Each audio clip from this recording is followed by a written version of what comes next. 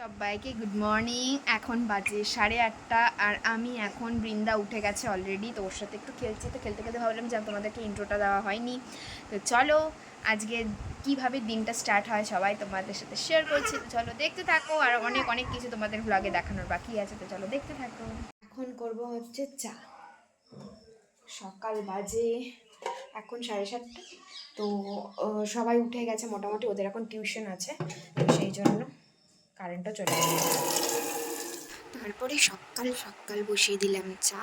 চা খেতে ইচ্ছে করছিল। আমি না রোজ দিন চা খুব একটা খাই না, তো আজকে যেহেতু অনেক দিন পর আবার ব্লগ করছি, তো চা নিয়ে একটু বাইরে দাঁড়িয়ে খাচ্ছিলাম। কারণ মা নিয়েছে বৃন্দাকে এখন। বৃন্দার সাথে মা, মানে এই টাইমটা একটু মার কাছে আমি দিয়ে রাখি, তারপরে আমি উপরে গিয়ে ওর সাথে খেলবো। তারপরে সারাদিন কি কি হয় সেগুলো তোমরা দেখতে থাকো। আর কালকে যেহেতু আমাদের বাড়িতে কিছু লোক আসবে, তাই আজকে কিছু কিছু রান্না, মানে যেমন আলু ভাজা, তারপরে চাটনি, এগুলো একটু করে রাখা হবে।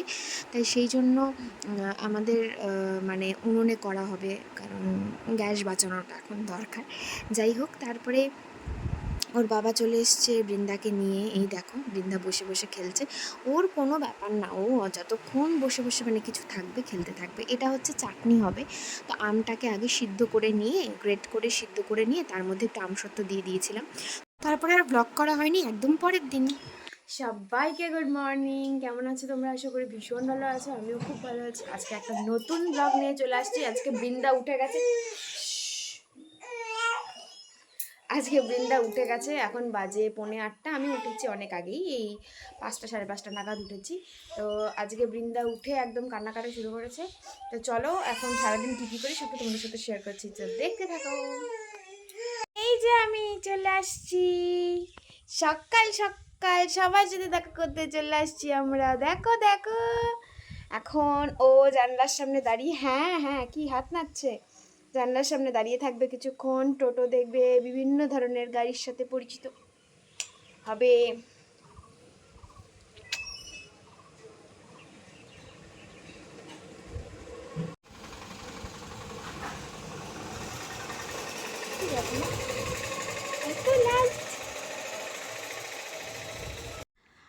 ঘুমালো, কিছুক্ষণ ঘুমালো, খুব বেশি হলে 8:30টায় ঘুম পাড়িয়েছি। এখন 9টা বাজে, আধা ঘন্টা ঘুমিয়েছে। আমি একটু পড়াশোনা করে নিলাম, তারপরে আমার মাটা ঘুম থেকে উঠে গেছে। ইয়ে! এখন আমরা কোথায় যাব? দাদুর কাছে যাব। চলো চলো চলো।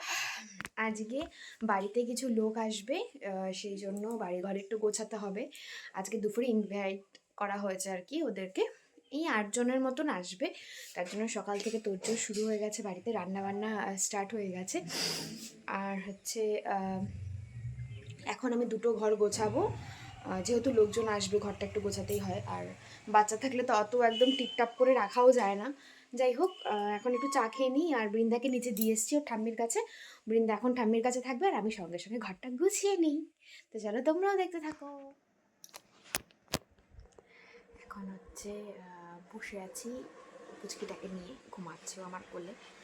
মানে শোয়ালে না উঠে যাচ্ছে, তো উঠে গেলে না খ্যান খ্যান করছে। ভাড়া আজকে তো এমনিতে প্রচুর কাজ, নিচে যাবো, মা একা একাই করছে সব। তারপরে একটু পাশে বইটা নিয়ে বসছি, যাতে একটু মানে ওকে শোয়াতে শোয়াতে একটু পড়ে নিই। আজকে সারাদিনের টাইম পাবো না। সারাদিন কী কী হচ্ছে না হচ্ছে, কী কী রান্না হচ্ছে না হচ্ছে, সবটা তোমাদের সাথে শেয়ার করবো। চলো দেখতে থাকো।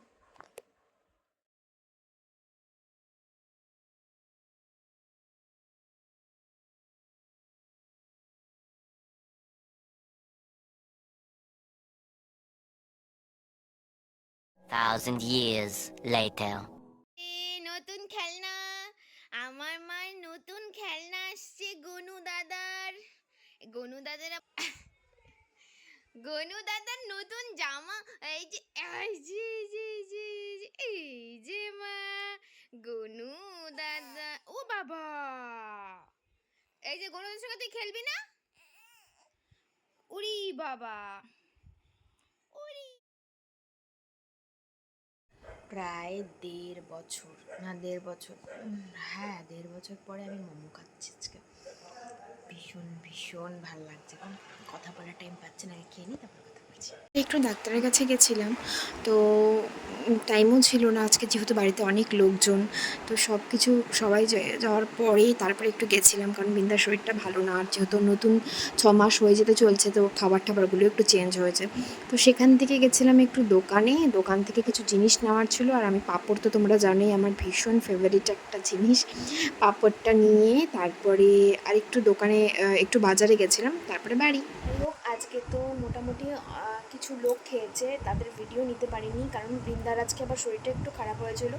ওরা সবাই গেছে, তারপরে আমি গেছিলাম ডাক্তারের কাছে, তো ডাক্তার দেখিয়ে এলাম ডাক্তারের কাছে। আর তার মধ্যে ওর 6 মাস হয়ে যাচ্ছে, তো কিছুদিন পরে ওর অন্নপ্রাশন হবে।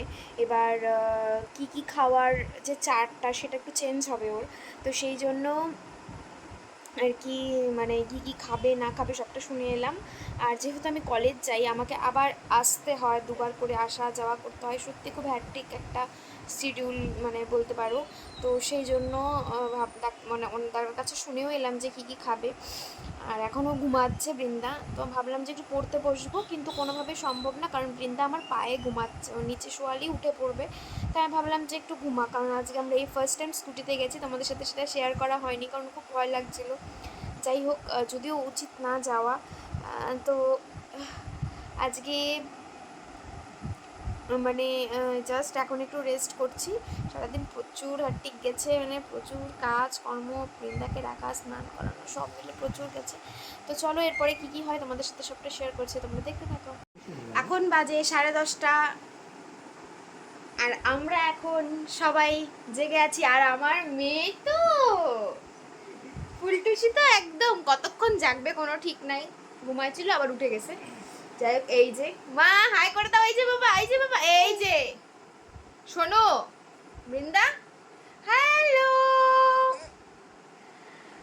তাহলে বলে দাও সবাইকে, বলে দাও আবার কালকে দেখা হবে একটা সুন্দর নতুন ব্লগে। আজকের মতন টাটা, আবার আসছি কালকে, সবাই খুব ভালো থেকো।